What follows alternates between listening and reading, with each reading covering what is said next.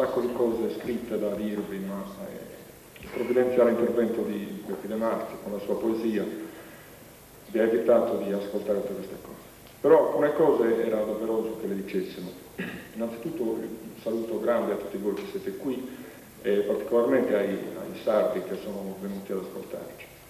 E un grande ringraziamento agli amici del Coro di Lavaredo che ci hanno invitato a questa rassegna, dandoci l'occasione di conoscerci e di portarvi queste espressioni di un pezzetto di Sardegna, perché la Sardegna è grande, geograficamente no, però è grande e ricca di espressioni musicali e saremmo esageratamente presuntuosi a farvi credere che vi stiamo presentando le espressioni musicali di tutta la Sardegna.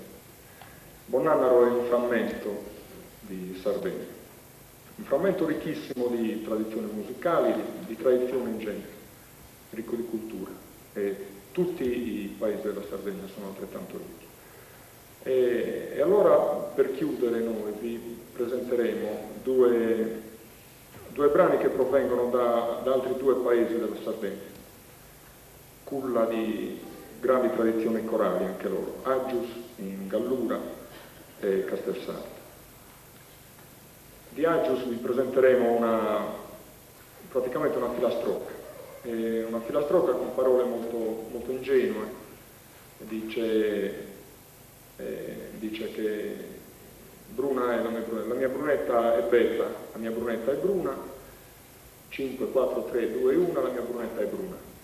E anche il canto è molto semplice, molto, molto cadenzato, e questa semplicità ne ha fatto uno dei canti più famosi di tutta la Sardegna.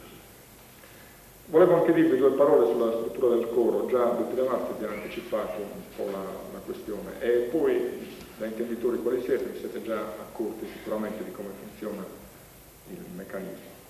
C'è la voce che accenna il tema musicale e prepara l'ingresso al coro.